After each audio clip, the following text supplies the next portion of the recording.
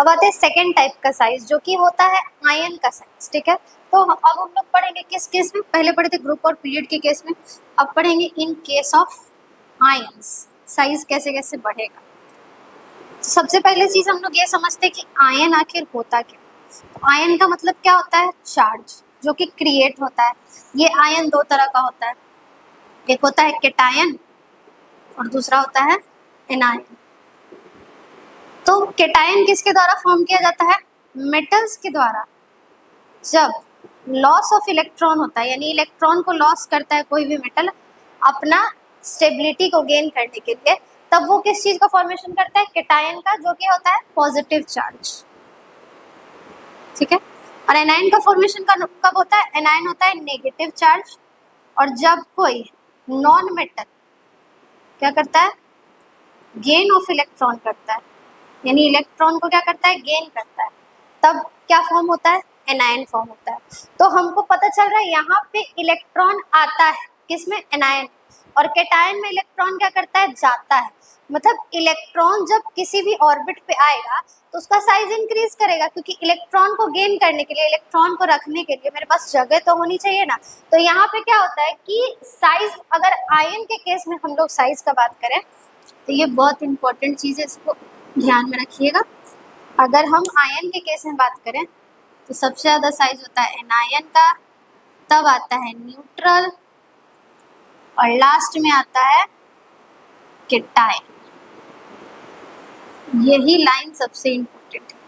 Anion का size सबसे बड़ा होता है, तब न्यूट्रल एटम का बात आता है, और सबसे छोटा साइज किसका हो जाता है, केटायन का। जैसे जैसे पॉजिटिव चार्ज बढ़ता जाएगा साइज घटते जाएगा, और जैसे जैसे नेगेटिव चार्ज बढ़ता जाएगा साइज उसके साथ बढ़ते जाएगा। ठीक है, जैसे कि यहाँ पे हम लोग एक एग्जांपल से समझ लेते हैं। फ्लोरीन है, फ्लोरीन एक इलेक्ट्रॉन को गेन किया तो ये क्या बन गया, F-, इसका साइज सबसे बड़ा होगा।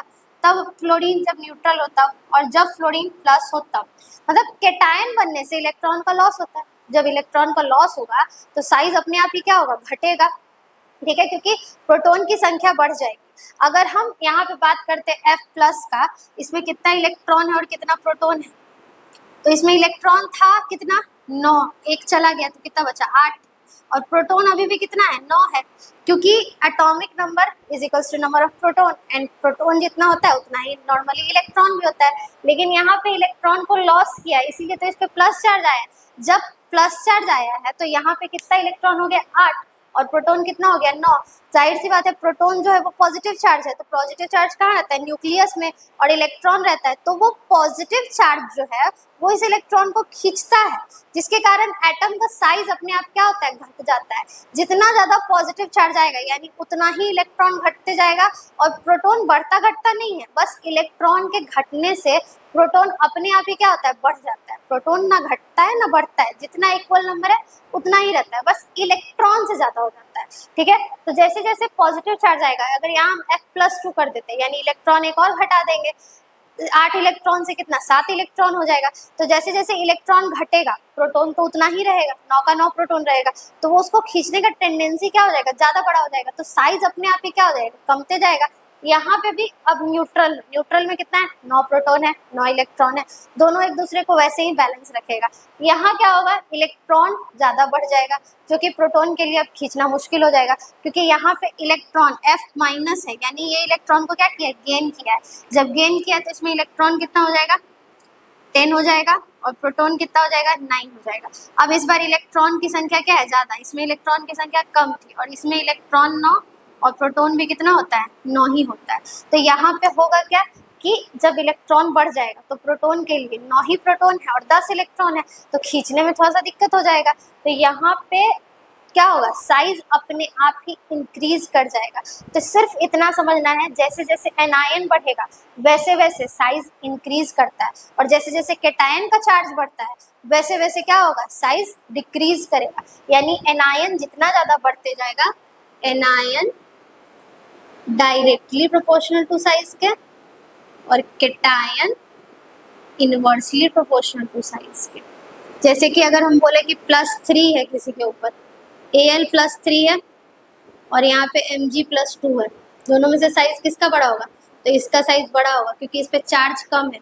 चार्ज कम तो साइज ज्यादा इन केस ऑफ केटायन। और एनायन के केस में यही चीज क्या हो जाएगा, जैसे जैसे एनायन का संख्या बढ़ेगा यानी एनायन पे चार्ज बढ़ेगा तो वैसे वैसे साइज भी क्या करेगा, इंक्रीज करेगा। ठीक है, तो आयन के केस में इस तरह से हम लोग देखते हैं, जहाँ पे एनायन, न्यूट्रल और केटायन, सबसे ज्यादा एनायन का होता है, देन न्यूट्रल, देन केटायन होता है। ठीक है, अब हम लोग थर्ड और लास्ट केस देखते हैं। ठीक है, तो पहले हम लोग क्या देखे थे, ग्रुप और पीरियड के केस में कैसे कैसे साइज से क्या क्या वेरिएशन आ रहा था, कैसे बढ़ रहा था, कैसे घट रहा था।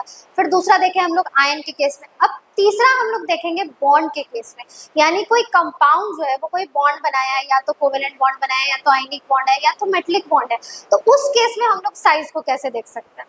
तो यहाँ पे ऑलरेडी आपको बहुत सारा बॉन्ड का जो केस है वो दिया हुआ है। तो सबसे पहला क्या है, van der Waals force of attraction. Van der Waals force of attraction जो होता है वो वीकेस्ट फोर्स ऑफ अट्रैक्शन होता है, जो कि दो मॉलिक्यूल्स के बीच में लगता है। ये जो फोर्स ऑफ अट्रैक्शन होता है ये क्या होता है, वीकेस्ट फोर्स ऑफ अट्रैक्शन होता है, यानी ये इतना ज्यादा जो है वो अट्रैक्टिव फोर्स से खींचता नहीं है, इसीलिए वंडरवॉल का जो रेडियस है यानी एटॉमिक जो रेडियस है, जो साइज है वो बढ़ जाता है। तो सारे बॉन्ड में सबसे ज्यादा एटॉमिक रेडियस यानी कि साइज किसका होगा, वंडरवॉल का। उसके बाद नंबर आता है मेटेलिक बॉन्ड का। जब मेटल मेटल के बीच में बॉन्ड बनता है तो उसको हम लोग क्या कहते हैं, मेटेलिक बॉन्ड।